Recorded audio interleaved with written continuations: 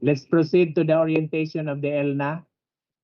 And I understand na yung mga taga-private school po ay pwede na mag-log out kasi you are not concerned with the ELNA. Proceed with the Early Language Literacy and Numeracy Assessment or the ELNA. Nandiyan naka-flash ang examiner's handbook. Okay, table of contents. And then ang gusto ko lang i-emphasize dito ay ang test proper. Kasi pareho naman ang pre-test at saka ang post-test. Ang test proper natin sa ELNA, administering the test in English, Filipino, and Numeracy. Then snack break, then administering the test in Mother Tongue Grammar and Numeracy. So the same acronyms, nandiyan din ang acronyms. Pinag-discuss ko ito kanina sa NAT Grade 6. And also the role of the testing personnel, nakalagay din po dyan sa baba. Sabi natin, ang assistant examiner is optional kapag meron tayong mga learners with disabilities. So the rest of the testing personnel stated there are all involved in the conduct of the test. So nandiyan po, test materials. It is also a repetition of the guide of the handbook for the NAT grade 6.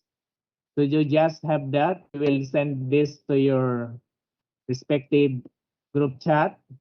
The test material, the test answer sheet, nakalagay dyan ang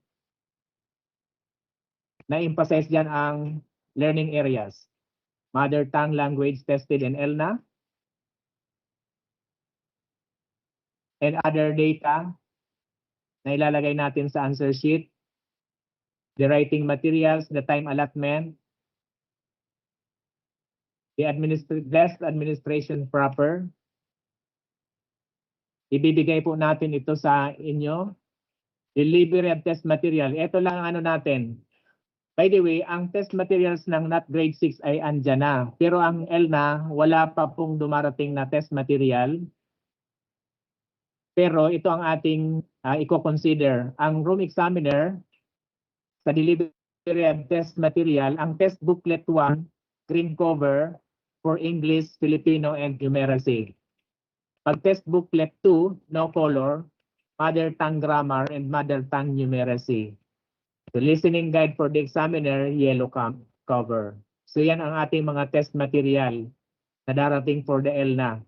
And it is sealed in sealed plastic bag containing 20 answer sheets. Meron din examiner's handbook and ETRE, and Form 1 and Form 2 and Form 7. And entrance and seating arrangement, nakalagay din po dyan. Sa page 3 ng handbook. And if you notice, ang physical arrangement ng testing room for the ELNA is up to 20 learners only.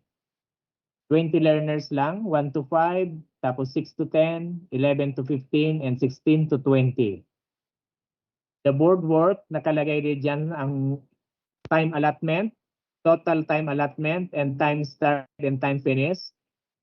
Mag-umpisa sa entrance of examinees, seating arrangement, orientation, and general direction, filling in of information, and the answer sheet, answering this descriptive questionnaire. And take note of this. Importante po itong malaman natin. For learners whose language of instruction is not included among the 19 empty languages assessed in ELNA. Kapag ang ating learners, ang language of instruction ay hindi kasali doon sa 19 empty languages, ito ang ating time allotment. English test booklet 1, 40 minutes. Filipino test booklet 1, 40 minutes. Then retrieval of test materials and dismissal. 1 hour and 35 minutes lang ang test. So from 7 up to 9:35 lang. Kung ang learners na language of instruction is not included among the 19 languages, mother tongue languages. Letter B, for learners whose language of instruction is Tagalog, mother tongue language. Tagalog mother tongue ka, ito ang ating mga i-consider. English, test booklet 1, 40 minutes. Filipino, test booklet 1, 40 minutes. Numeracy, test booklet 1, 30 minutes. Retrieval of test materials, dismissal, 15 minutes. Then 2 hours and 5 minutes time allotment. allotment. Sa pinakababa, for learners whose language of instruction is among the 18 mother tongue languages assessed in ELNA, I understand na ang Bicol Central is among these mother tongue languages. 8 to 8:40 English test booklet 1, Filipino test booklet 1, 40 minutes and 40 minutes also. Then, merong snack break. After that, after this snack break, meron na tayong mother tongue grammar, test booklet 2, mother tongue numeracy, test booklet 2, and by 10:55, retrieval of test materials and dismissal. So yan po ang ating i-consider. Balikan natin itong part na ito sa board work. Learners whose language, I repeat, letter A, learners whose language of instruction included among the 9 mother tongue languages, meron lang tayong 1 hour and 35 minutes for the test. Pag dito sa learners whose language of instruction is Tagalog, meron tayong 2 hours and 55 minutes. Pag learners whose language of instruction the 18 mother tongue languages, 2 hours and 55 minutes. Kaya by 10:55, dismiss ang ating mga examinees. So yan, so orientation and general directions, isisend din natin ito sa inyo, kaya pareho rin, only that there are few considerations on the specific learning areas to be conducted as part of the test. So sabi natin, English, Filipino, mother tongue, grammar, and mother tongue numeracy. Okay, sa distribution of materials, andyan din ang instruction for the room examiner. Seats of latecomers and absentees should be left vacant. So, inuulit natin ito. Same din doon sa NAT, grade 6. The latecomers seat should be left vacant and the absent students. Yung test booklet and answer sheet ng learner na yon na late or absent ay nasa custody lamang ng room examiner. Okay, checking of test materials, andyan din. I-check before going out of the principals, before starting the test, because maybe there are test booklet na mayroong kulang na pages, and accomplishing the seat plan, filling up of information in the answer sheet, pareho rin kanina. Pero ang kaibahan natin dito is the number of test items. 1 to 45 English, 1 to 45 Filipino, 1 to 24 numeracy, 1 to 45 mother tongue, and 1 to 20 mother tongue numeracy. So that is the difference on the number of items. Yan ang kaibahan sa kanina. To take note of that, 45 items for English, 45 for Filipino, 20 for numeracy, 45 for mother tongue, and 20 for mother tongue numeracy. Okay, the name. Sabi natin, kung ang pangalan ay masyadong mahaba na hindi magkasya doon sa box, yun lang pong magkakasya sa box ang i-fill up. Okay, examine number, nandyan. Examine number, marking instructions, learner reference number, region, division, and school ID. Regions E, division 03, school ID, kanya-kanyang school ID, birth date. Pareho rin ang pag-shade. Age, type of school, third quarter grades. Dito sa ELNA, ang ipiprepare ng school head is the third quarter grades ng ating learners. Nakalagay po dyan, grades in English, Filipino, mother tongue language, and mathematics. Yan po ang 4 na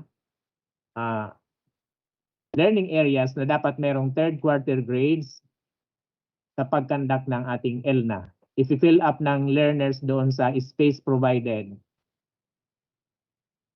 Then, nandiyan the sex, the class size, if a member of indigenous people, family, recipient of Pantawid Pamilyang Filipino Program, the name and address of the school, mother tongue tested. O yan. The room examiner and assistant examiner should ensure that the appropriate circle is shaded by the examinees for the mother tongue tested. This is very important. Sabi natin kanina, ang assistant examiner is needed only kung meron tayong learners with disabilities. Pero kung wala, the room examiner is enough. Okay na siya. Wala ng assistant examiner. Answering of this examinee's descriptive questionnaire, nandiyan din. And the rest of the instruction is listed there. Administering the test in English. This is the test proper. Administering the test in Filipino. Administering the test in numeracy. And after that, the snack break. Then administering the test in mother tongue grammar. Administering the test in mother tongue numeracy. And the last one is the post-test. The retrieving of test materials and dismissing the examinees. And of course, preparation of reports and sealing the etre. The responsibility of the room examiner is the etre, while the responsibility of the chief examiner is the setre. In this guideline or in this handbook, you will be guided on what to do, what specific things to do, especially on the sealing of the etre, na kailangan nating mag-signature ng 3 times ang mga room examiner doon sa kanilang etre. And of course, proper accounting of the test booklet and answer sheet na siguruhin walang mawawala na material, test material. Sa pag-return ng materials o sa pagpunta sa mga testing rooms or testing centers, baka nakalagay sa motor ang inyong mga test materials, yun pala ay nahulog na sa likuran ng motor, hindi na malayan, pasiguruhon tabian sa indong test materials. Okay, the same thing, the breach of security and national examination and corresponding sanctions, pareho rin ang binasa ko kanina. Nandyan yung mga violations at saka yung mga corresponding sanctions. And yun na po, ang ating orientation for the ELNA. And for the conduct of this ELNA, this will be conducted on April 17, 2024. That is Wednesday. We will issue an additional guidelines in connection with the distribution and retrieval of test materials for these 2 tests in elementary. To reiterate, the PSDSs are authorized to assign the room examiners in every district. Okay po, so let's now proceed to the question and answer. Grade level, grade 3.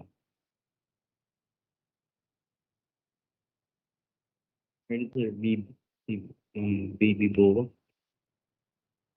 Okay, ang ELNA natin ay kakandak sa grade 3 learners, public schools only.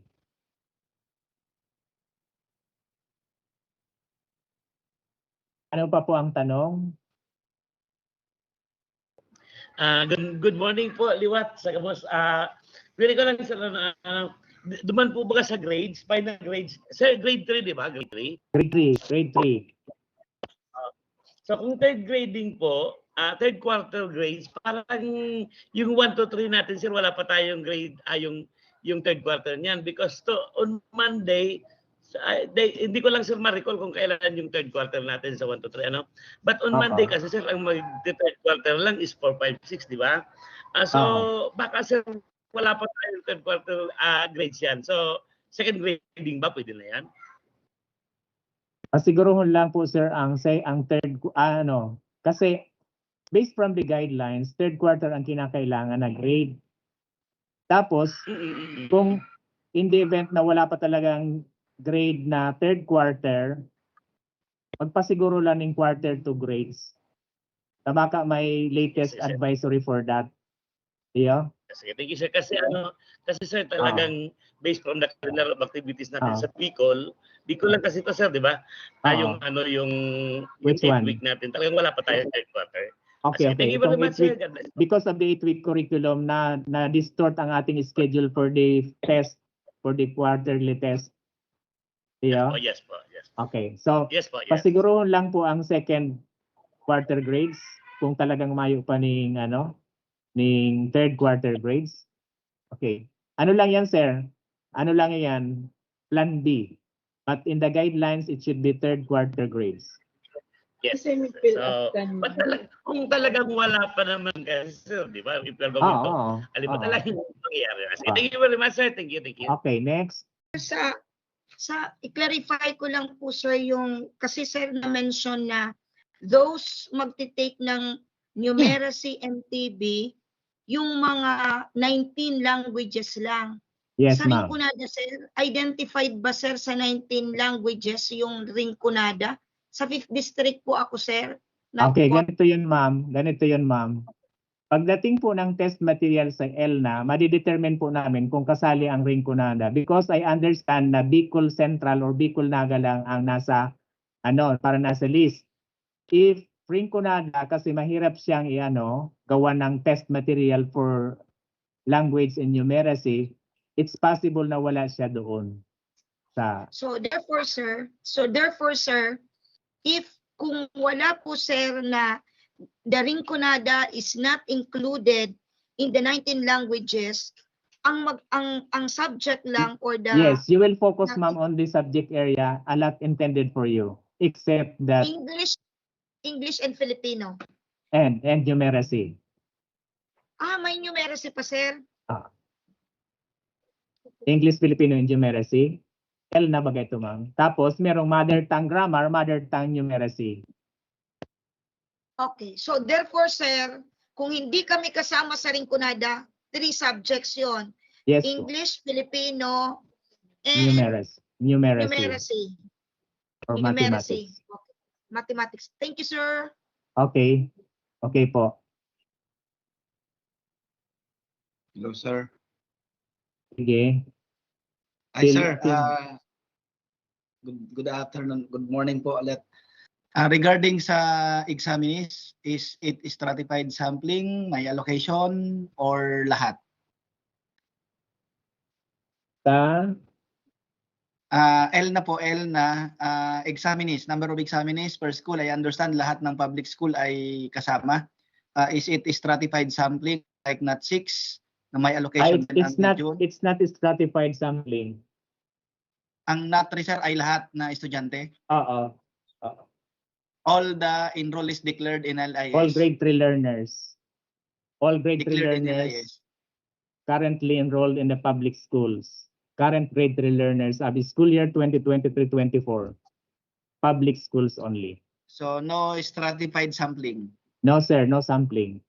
Okay. It was stated in the advisory dated March 13 that all currently enrolled grade 3 learners in public schools shall take the early language literacy and numeracy assessment or the ELNA. Kaya wala tayong sampling sa ELNA. Question? Sige na po.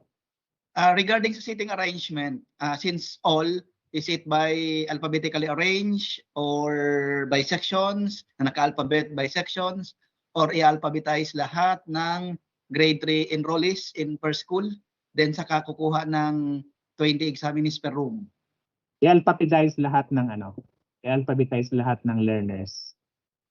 Regardless of sections, and then saka hatiin sa by 20. home, By 20.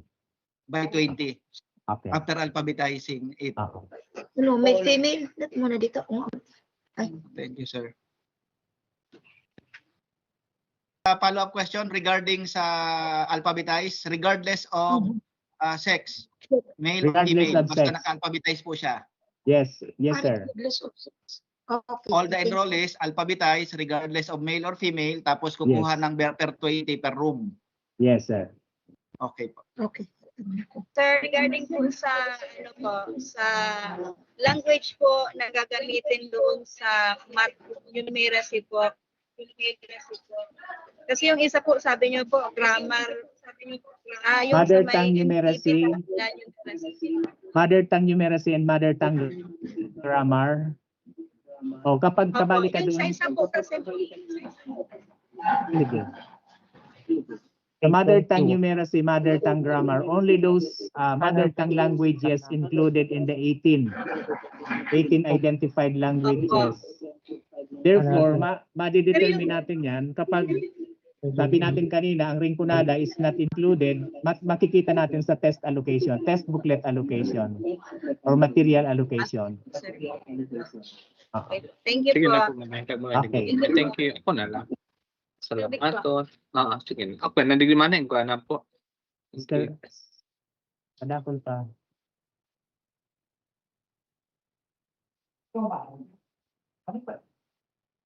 Sino pa po ang may question? Hindi. Mr. Palmetto, may question pa? Ito, great. Grace, sige daw, paki-assist. Hindi ko lang sir nababasa. Okay. Hindi ko lang sir nababa. Okay na po. Okay na po. Sige. Si Miss, Erlina? Miss Erlina? Sir, yung tanong ko po, good morning po sir. Yung tanong Morning. ko po, Ganito yung po para mas language para mas po na gagamitin doon sa percent. ano 'yon? Sa numeracy po, ano yung language na gagamitin? Mother tongue. Okay po. Sige po. Okay. Thank Mother you po, tongue sir. numeracy. Sige. Paano kita rin kalito yun?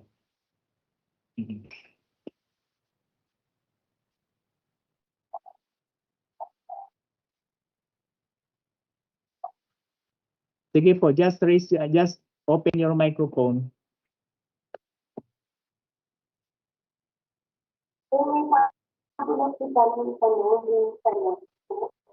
I will send the guidelines, the handbook, all presentations so that you can review all those things.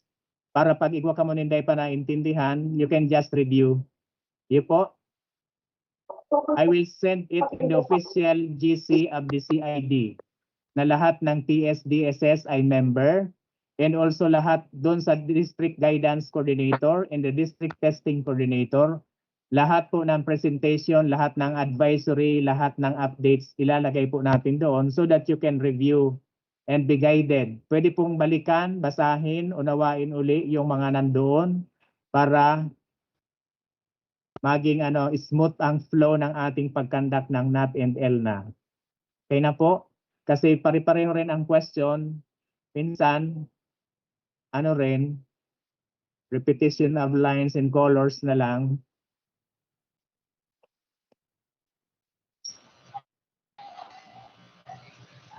Okay na po? Good morning, sir. Morning. This is Mr. Comedya. Okay po. This is in connection to MTB.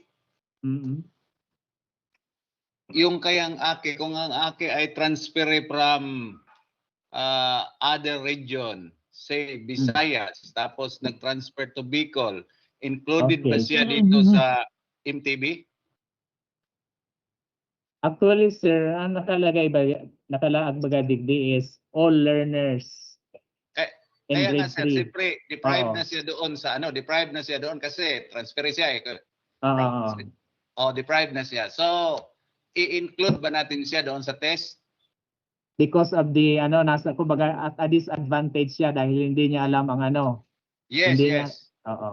Iwag mo nang pa-answer doon sa sa mother tongue kung yun ang problema niya. Kasi hindi naman siguro lahat ng estudyante mo ay transfer from Visayas or what. Yes, sir. Isa Yes, lang. sir. It's exceptional Copy. case. Exceptional case kumbaga. Okay. Or rare case man lang. Sige, sir. Okay na. Okay na, sir?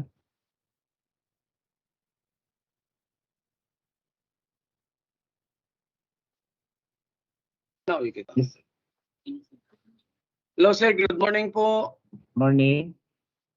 Mr. Melvin Masculino po from Malawag Elementary School. Sige, sir. Concern lang po ako sir, duman po sir sa percentage po baga. Subago po kaya nag-brown out dahil nahiling sa grade 6 sir. Anyway, sir, arog kayo ni, isi-send me man gabos na presentation sa official GC kang CID Iyo po, na gabos sir, na ang PSDS question- member. Ang question ko po kaya sir, about po duman sa percentage po kang examinees. Ang pupils po mingon yan sir sa grade 6 is 90. ang pinag-basis po is 54, kaya 6 lang ang examinees namin. O pag-submit namin sir ng master list ng pupils during the test, ang magiging number ng grade 6 is 60 ay 90. Ano po yan sir? Talagang 6 lang ang mag-i-exam sa amin?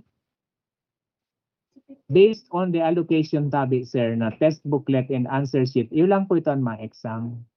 Okay po, salamat. Okay. Sige po. Biyong Elementary School, Tabusaw.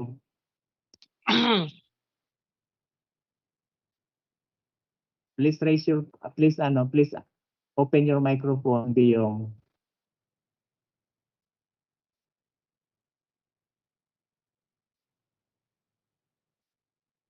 Unmuted po kasi ako. Muted, sige. Okay. Open na ang microphone mo. Open ko lang. Open na, Biyong.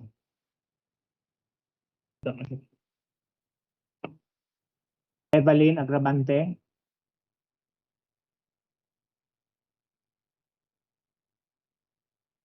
Yes.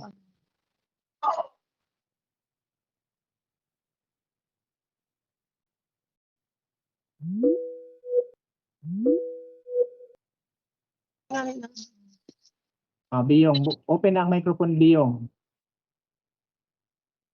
Open go off kaya mo. Hello po, okay na po, audible na. Okay na, Tabi. Hapat ko lang po sir, halimbawa yung school ay may isa lang na section for grade 3 tapos consists of 21 learners. Same manner po ba doon sa NAT grade 6 na isusuway si sarong estudyante doon sa first 20 tapos another examiner's room na ulit siya. Another room na ito, sir. Kasi 1 to 20 Another room na po lang. si Sarong. Another room na, Okay sir. po. Okay po. Thank you sir.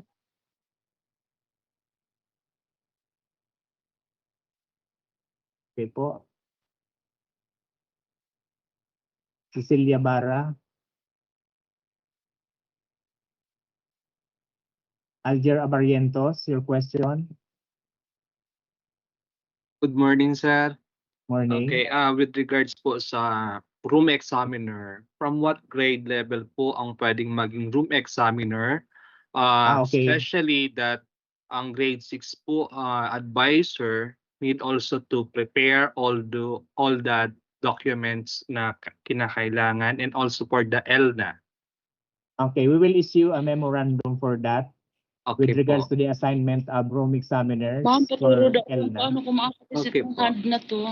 Pero, Nasa nagsiseminar na. Pero of course, Na- ang consideration natin, gaya ng binanggit ko kanina, the PSDSS has the authority to assign room examiners in their respective districts. Okay po. Okay po. Okay po. Thank you, sir. Thank you po. Lalo. Paano ba to? Mag-off na lang ako? Miss Cecilia Barra, you are on air. Miss Glenda Baisa, please turn on your microphone, Glenda Baisa.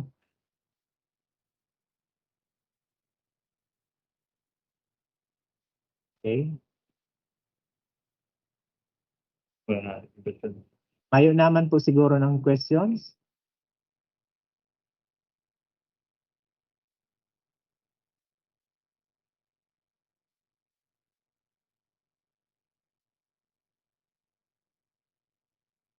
So kung wala na pong questions,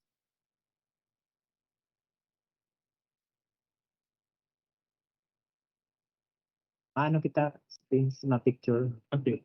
Ma-picture po kami kang attendees.